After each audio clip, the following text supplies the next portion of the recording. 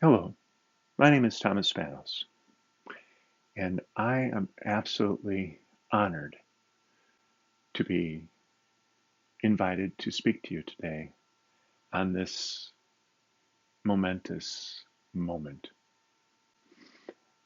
in Star Wars history.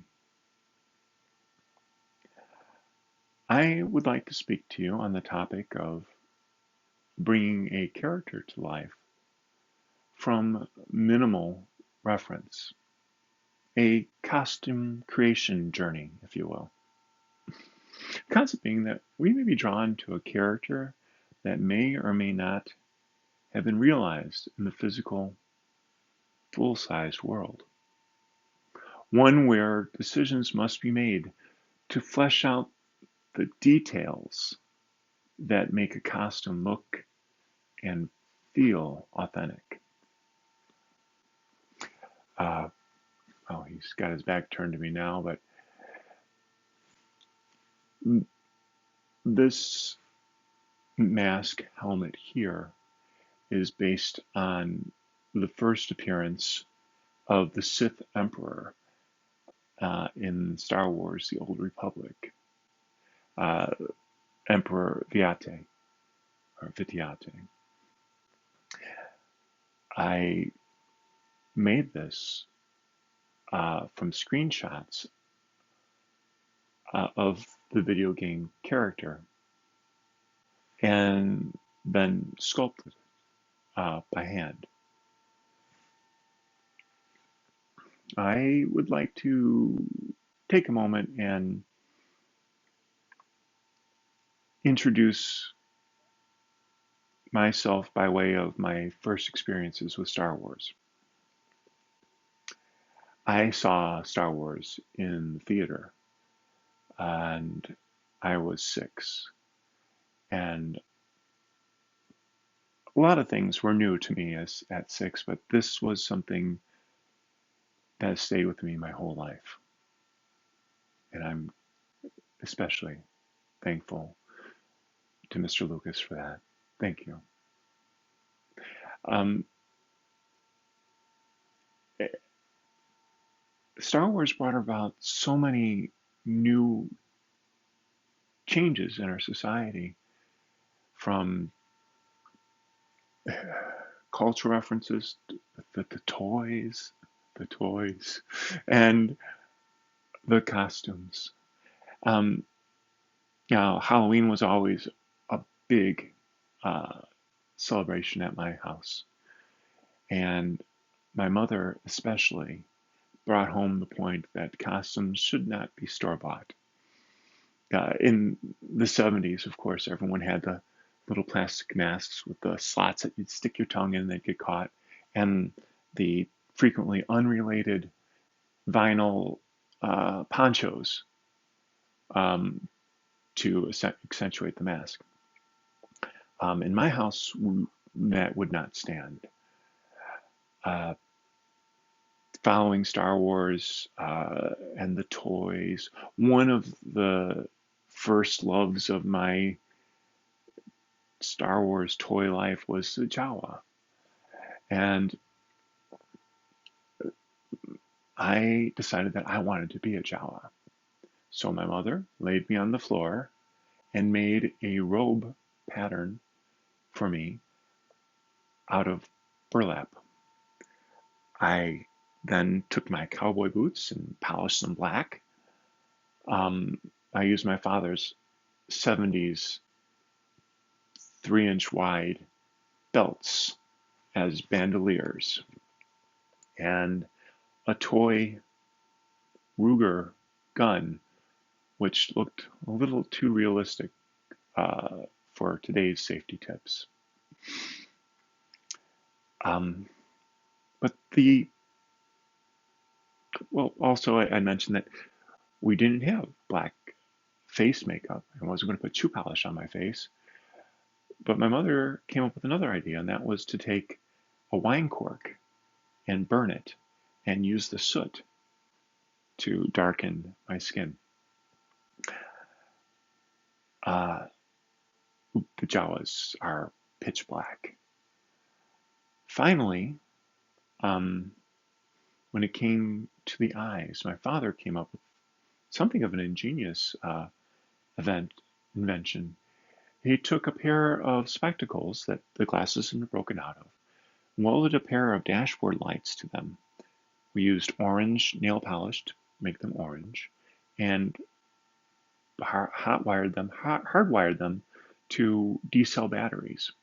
So when I walked at night saying Utini or trick, I got the most impressed looks because I was the only child,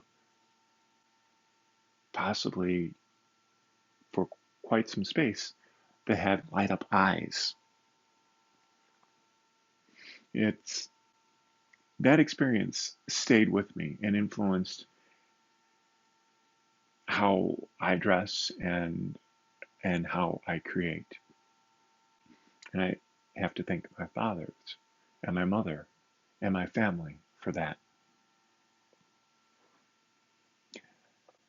My I some years later, decades later, I went to study kendo, and I kendo is a sword discipline, and I didn't go in there to learn to brandish a lightsaber. I went in there to study, but turns out that a lot of Star Wars fans do gravitate towards kendo, and I met someone who made their own lightsaber, and this blew my mind. Um, my kendogu, my classmate, Emily, recommended and offered to me to go to my first ever convention, and this was Star Wars Celebration 2. At the same time in my life, I had just stumbled upon the action figure for the Clone Emperor, and it blew my mind. What was this? This the Emperor, and he's got a lightsaber, and it's a blue lightsaber. Uh, and I wanted to know more, and I learned about the expanded universe. The expanded universe was the term applied to stories from Star Wars that were not in the movies, and characters based on Star Wars that had not been seen in movies. And when I was suggested that I could go to this convention, I knew what I had to do. And I wondered, would there be many clone emperors there, or might I be the only one? I, I really didn't know. I'd never been to a convention, but I assumed that everyone wore costumes. Um, I found that the references for this character beyond the comics were sparse. And the beautiful art that was in the comics was somewhat impressionistic. I realized, though, that to make a costume that was going to walk evenly at the same level with the other costumes out there, I would need to bring it to, I would need to bring more to the table. Uh, my first uh, approach were drawings. Uh, I looked at what reference there was and realized what was missing, what details I would need to flesh out. And I went through a shopping list and I went and made several renderings of how I felt the character could come to life. There was, in fact, this action figure I had, but the action figure, again, it answered, the designers at that time drew from Imperials, But what I knew of the Emperor at this point in the Star Wars saga spoke of a Sith Lord, and I wanted my costume to reflect that. So I looked at references from the current movies. Darth Maul had this massive battle belt and these flowing robes, and the Emperor was even as a civilian very well appointed and well dressed, and I wanted the luxury and the menace um, to come together when I made my costume. I also realized that to really bring the character home, I would need to recreate or bring to life his accessories. Now, the Emperor had a blue lightsaber in the story of the Dark Empire. It was the first lightsaber he grabbed when he was attacked by Luke. Um, so I set out to design my own lightsaber, and I knew at the time that lightsabers in Star Wars were made from existing materials to give them authenticity of age. But I decided I wanted to make my lightsaber the way I thought a lightsaber should look, especially an ancient lightsaber that would be befitting a Sith Lord. This is hand sculpted again in wax and then cast in aluminum with a port to allow for EL wire. Uh,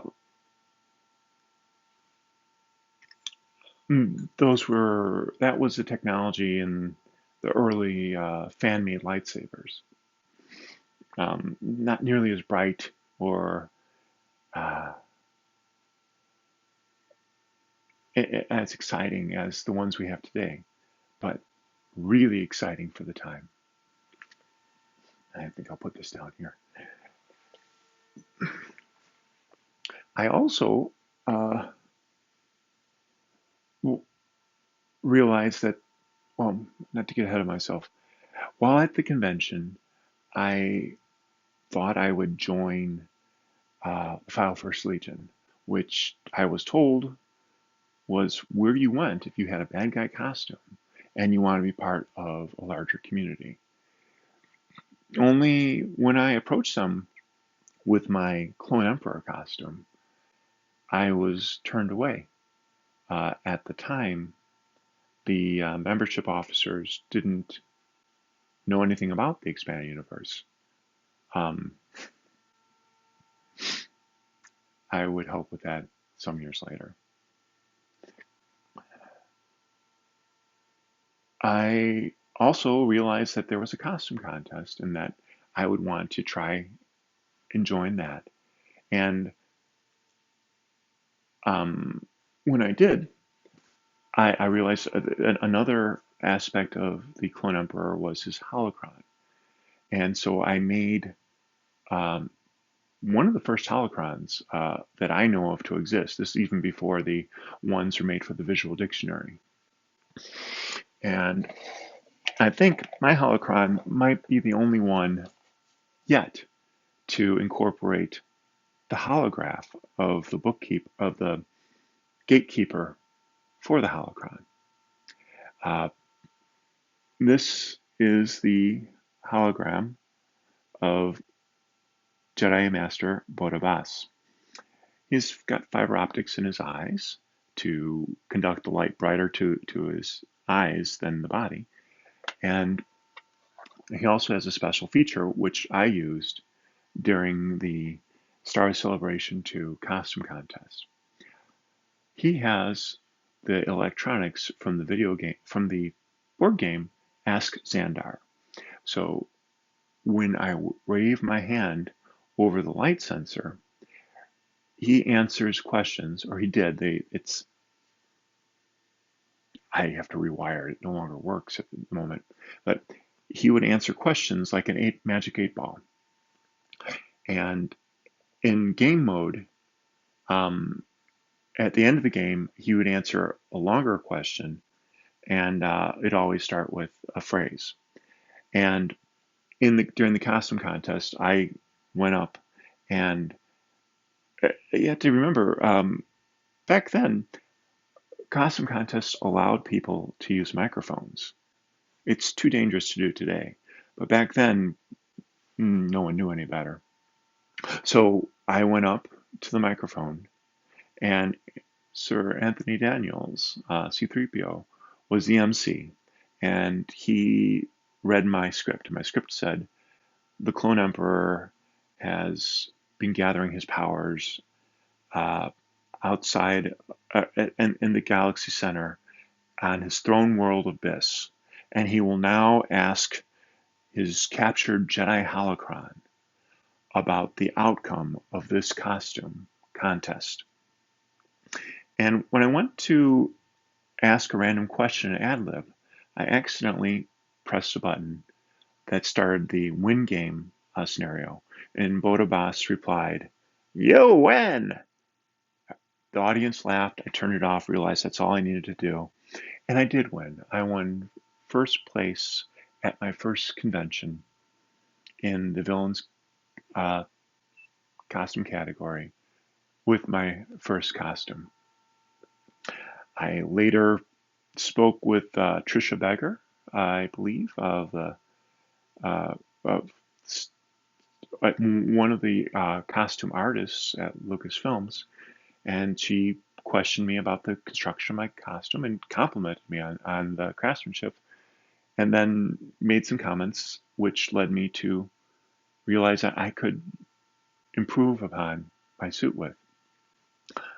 Um, I later uh, found myself looking through the Star Wars Insider magazine, and I flipped to a page and found the top 10 moments in Star Wars Expanded Universe.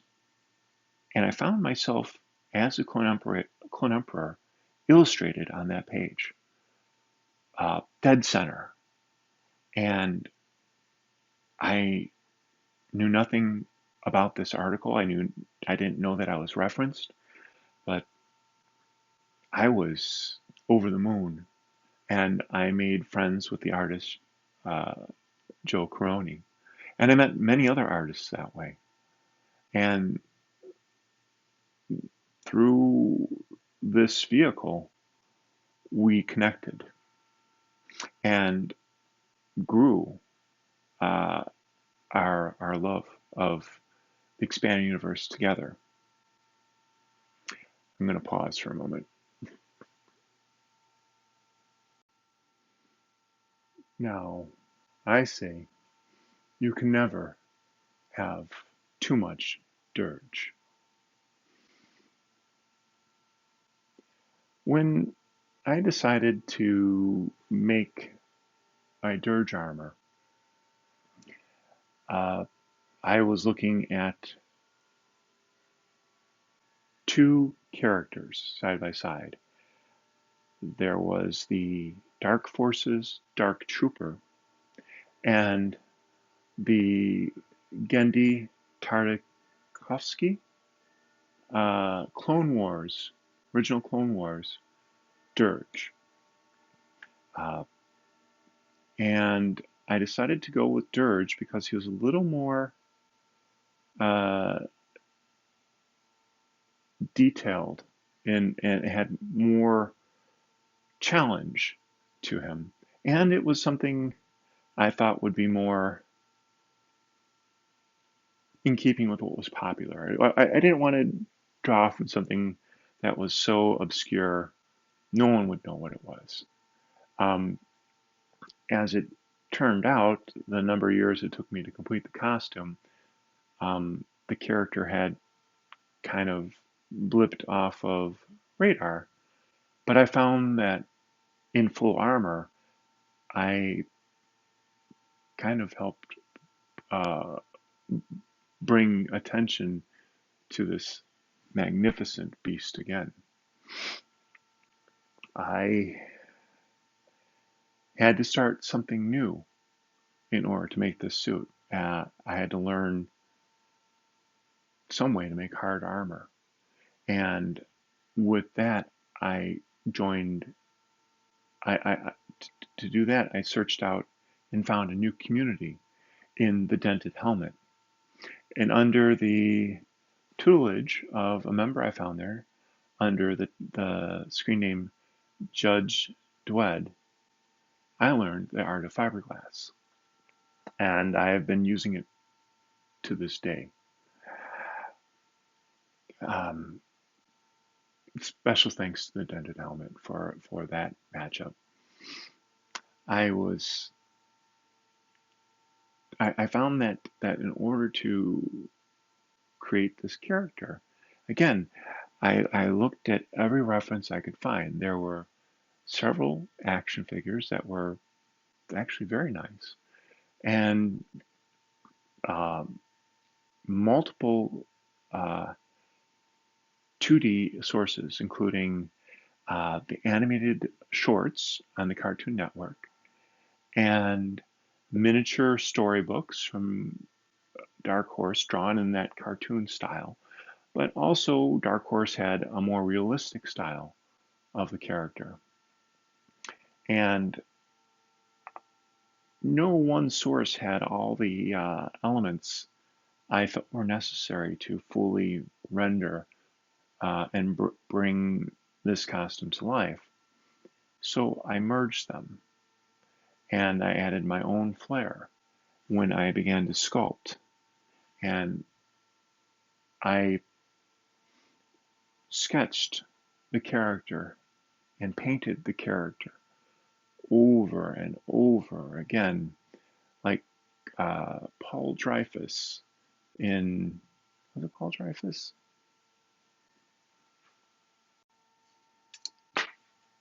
Whoops, I had to double check. That was Richard Dreyfuss in Close Encounters of the Third Kind, who, in the quest to find uh, this overwhelming signal, continued to sculpt and create what he later found out was where he was meant to go, Devil's Tower.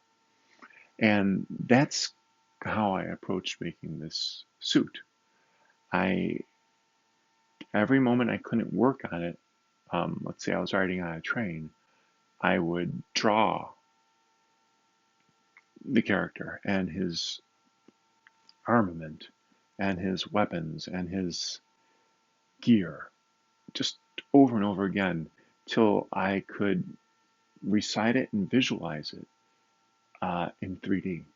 And that is part of the process of bringing him to life.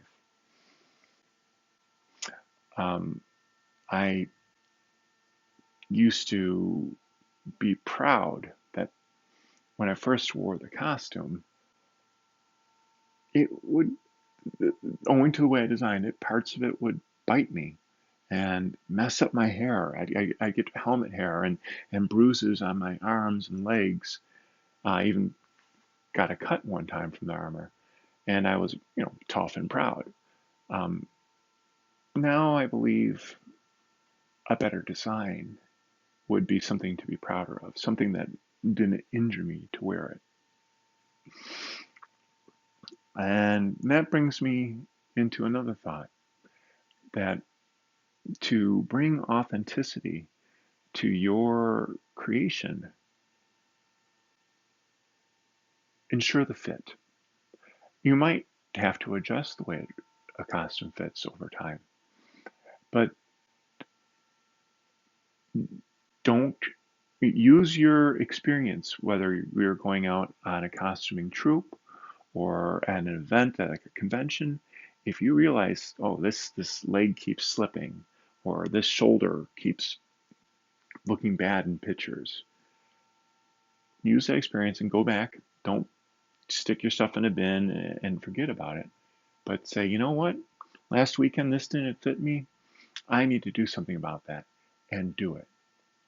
Make it so that it fits better. Make it so it rides better. Make it so that when you turn, your costume turns with you. Because what happens then is when you have a better fit, you arrive at better comfort. And when you're comfortable in your suit, you become natural in your suit. And when you're natural in your suit, you create authenticity.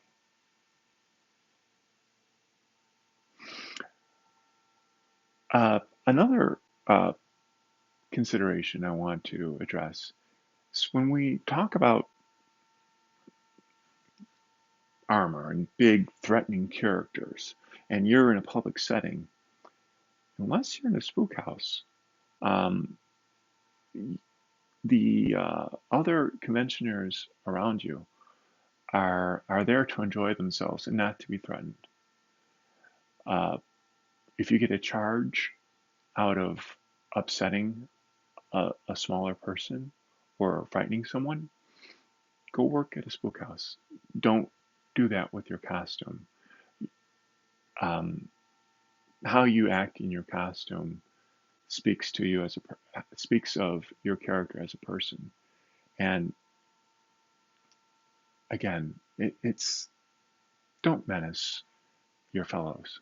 We're all here to enjoy the same universe. Um, another concern that this armor brought about was that of health. You've got to know your limits. Make sure that when you make an armor, for instance, something unforgiving, you allow your body to breathe. If you make something that constricts your airway um, or your sight, uh, that's not a safe costume. And all,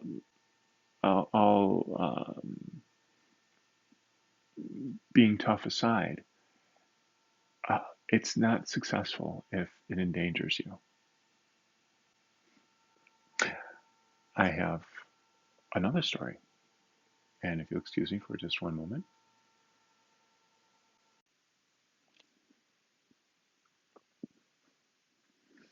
I am Gaynor Krieg, Knight of the Empire.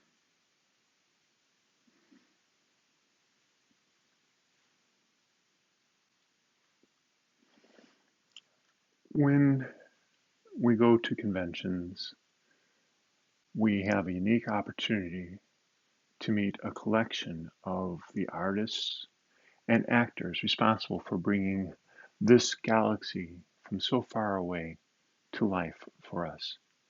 Not just seated behind booths, sometimes those artists are walking the aisles as fans. And actually, I believe we're all fans. At one such convention, I had the immense opportunity to make the acquaintance and later the friendship of the very talented and influential artist, Jan Duursema. Jan, at the time, uh, told me that she was looking for new and interesting faces, and she asked to take my portrait for reference in case a new character in anything new came up that she felt would be ideal for me. A couple months later, I received an email stating that if I agreed, she would very much like to use my likeness for a as yet undisclosed project. Jan told me that I could be in it, but that she couldn't tell me anything about it until it was made public and available in stores.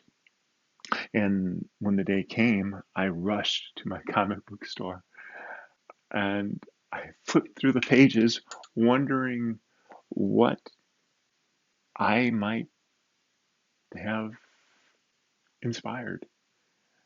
and be inspired by in return. And I discovered that Jan had drawn me into the character of Imperial Knight Gaynor Creek. Um, and I couldn't be happier. I, I was honored, and I had become a Star Wars. I literally had become a Star Wars. And of course, it was my duty to sculpt the armor that my character was seen to wear. Now, not everything that I considered elemental to the armor was visible in the comics. And I came up with solutions by drawing over again what made sense based on the different views of the armor as presented by Jan and what I already knew to exist in other Imperial armor. And as I sculpted, I had the absolutely unique opportunity to get input from the creating artist. And Jan, with the most utmost respect, helped me to make live edits in my clay. Um, and when I'm afterwards, I produced the armor in fiberglass again, and continued to model for the character for 5 years, both as the face and the armor set.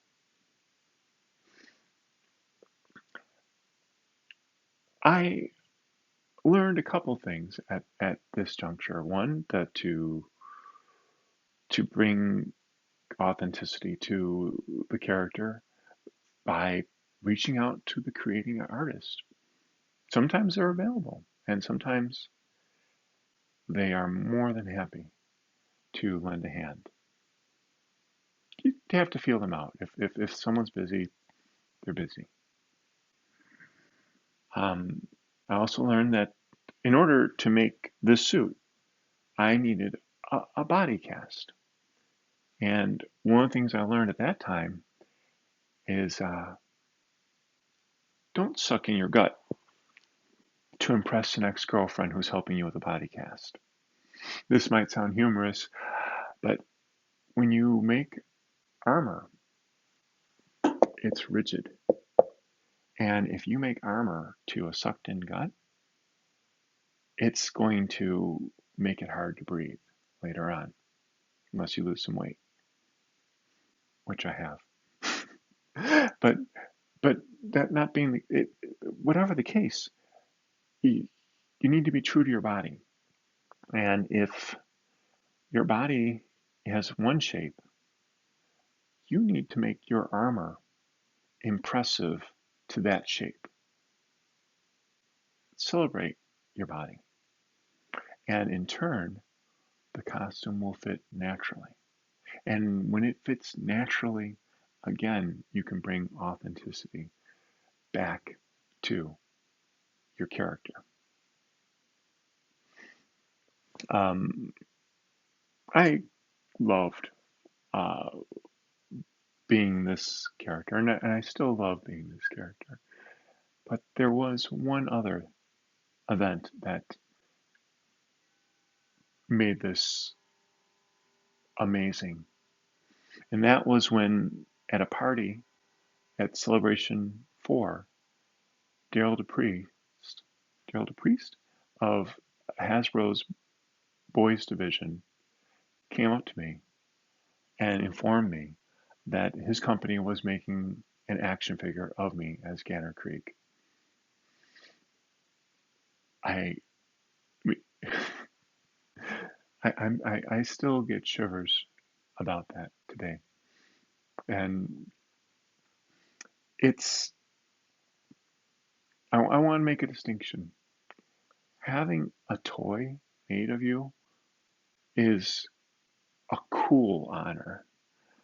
Um, Having someone have faith in you and see you as that character is it's spiritual and it can't be replaced. I have another example to share with you.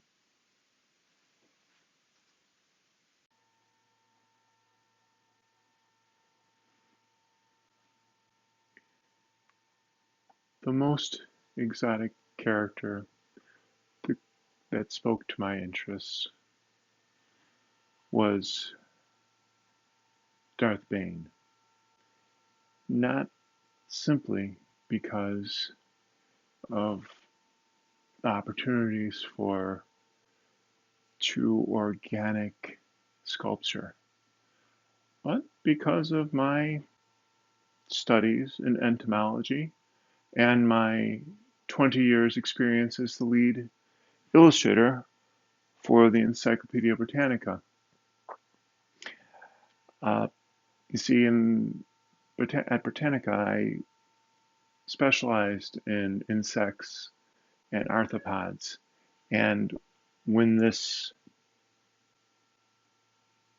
incredible character came to my attention, I was just stuck.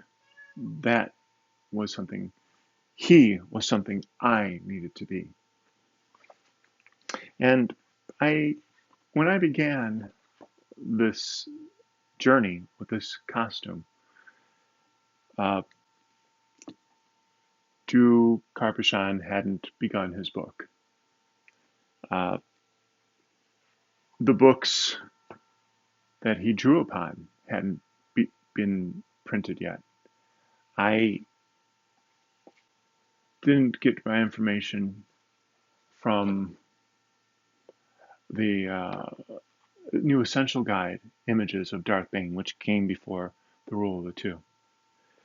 I found my inspiration from the very first book to feature an illustration of Darth Bane, and that being Star Wars Secrets of the Sith by Lucas Books.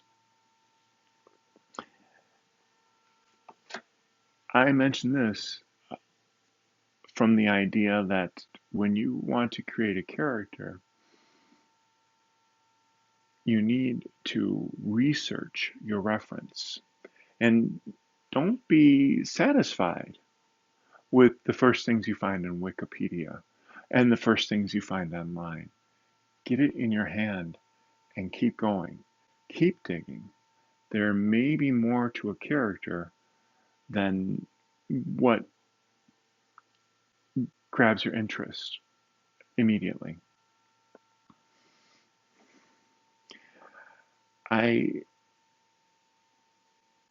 found after looking at these references, though, and everything that had come to exist at that point in my costume discovery, that they didn't quite suit my needs. That the design of the parasitic obelisks on his body were incongruous with what I knew these fictional symbiotes, well, parasites, needed to do. And I drew from my own knowledge and my own exotic references, not trilobites, but isopods and chitin. I bought physical specimens from a biological supply to study as I designed and worked over the details of how these uh, uh, hard-shelled uh, exoskeletons might exist. And I designed my own helmet based on what it was supposed to do, and that is chiefly to repel these critters from growing on Lord Bane's visage. They were good body armor, but not so good if they cover your nose and mouth. I realized I was making a departure from the established references, but I was careful to take every aspect of those references and bring them to new life with new design. This brought up another important lesson.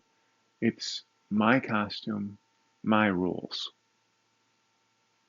And it's something I believe in strongly, that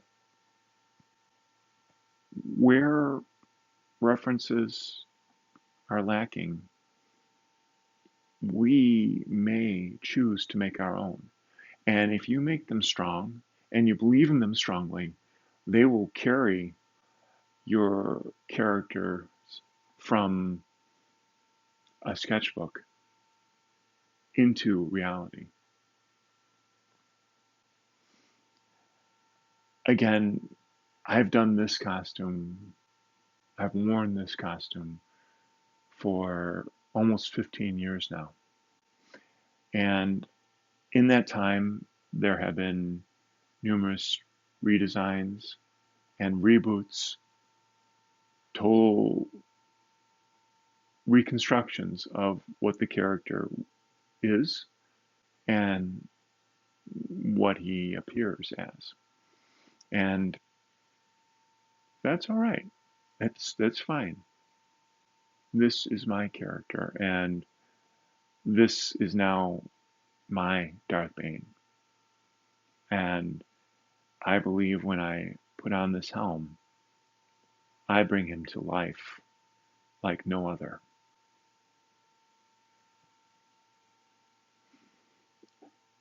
Again, I can't stress enough how once you wear the costume, you experience it, you need to react to it.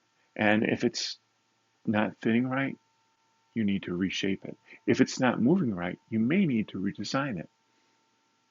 And don't be afraid to do it in steps. Again, fitting and comfort come back to make a more natural presentation, and a more natural presentation makes the experience real.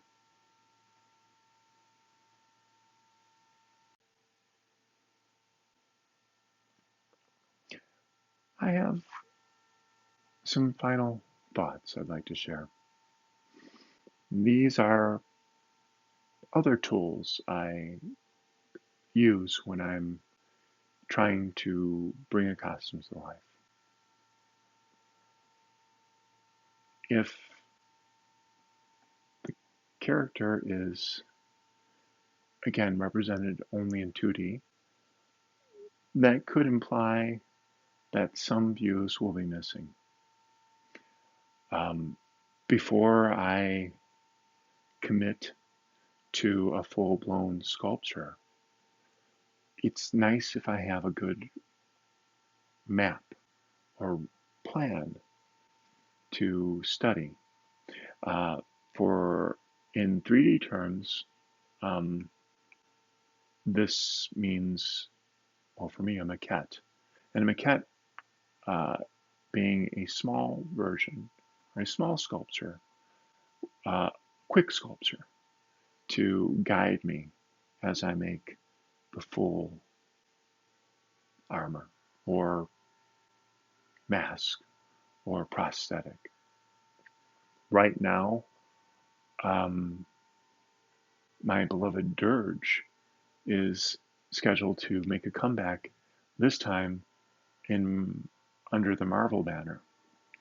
And when I first saw the cover for the uh, uh, comic that he is to debut in, I made my own maquette. And this is quite a bit different from what I sculpted in 2004, I want to say. Um, but I look forward to trying on new armor with my 15, 20 years of experience um, in shaping and creating, and the lessons I've learned along the way. Um, I think sometimes we may need to draw from, if we have a character, let's say a new Imperial officer, uh, and we don't have reference for what the back of the officer might look like. I say to build the costume,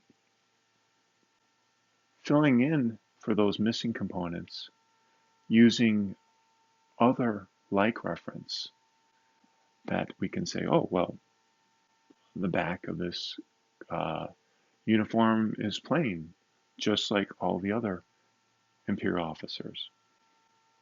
And unless some new information comes to change that opinion, that will stand and perhaps even become the standard.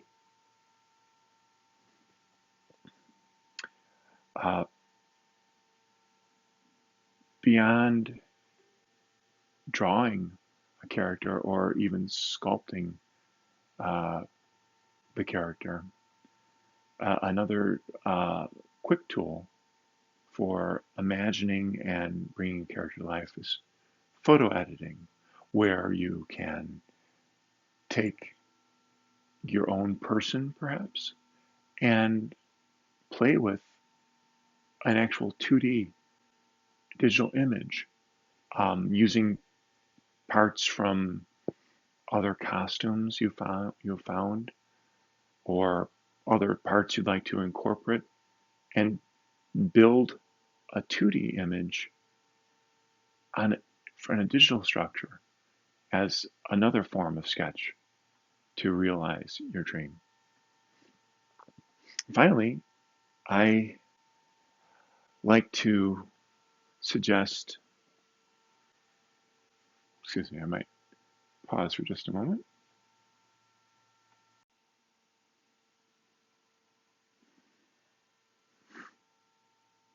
This one's for Steve. Finally, I'd like to suggest that in the search to bring a character with minimal reference to life, one should consider that character's motivation. I recently fell in love with a character from the adaptation of the Star Wars screenplay. And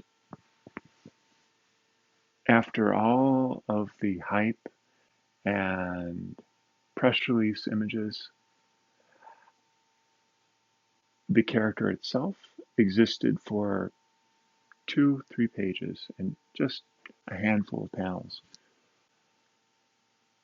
But I looked at what the character did, and I decided, looking at the history of other similar characters in the Star Wars universe, what this character's motivation might be. And in doing so, I began to see more clearly beyond the few panels that the character existed in a comic, and what that character's life might be and his purpose could be. And that made choices in the fabrics I used and the cut. Uh, and some choices were different than what I saw in the comic, but I felt firmly that these choices help bring the character to life, which has always been my goal.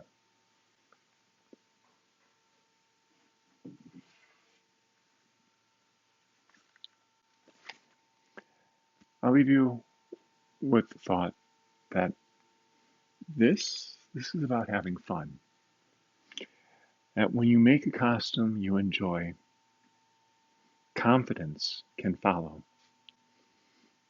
And that confidence will show in the way that you step.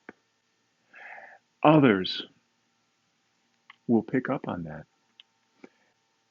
They'll see that joy and respond in kind. And their excitement will recharge your own. And that moment becomes worthy of celebration. Speaking of which, I hope to see you there next year.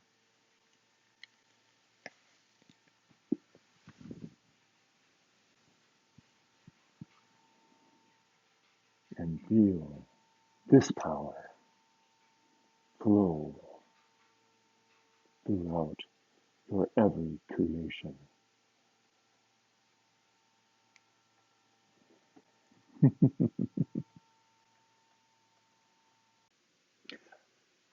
Um, I was told that I could have guests, and I can think of no other force more essential to this journey than my own mother. Oh, oh, I gotta put the thing down here.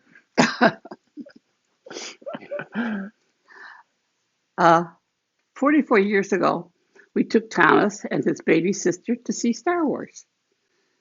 She's now 44 years old. She was like 2 months old when we took her, and it was almost to the day. I, oh, Gets it? I I was 6 years old. She would have been 2 months. 2 months. Sure. Oh, I hope she remembered the film. I don't think she did. She slept through the whole thing. I love you, Mom. Love you too. And I thank you for launching me onto this journey. Okay. May the force be with you. Blessed be. See that you up there? Yeah, over here. See your eyes?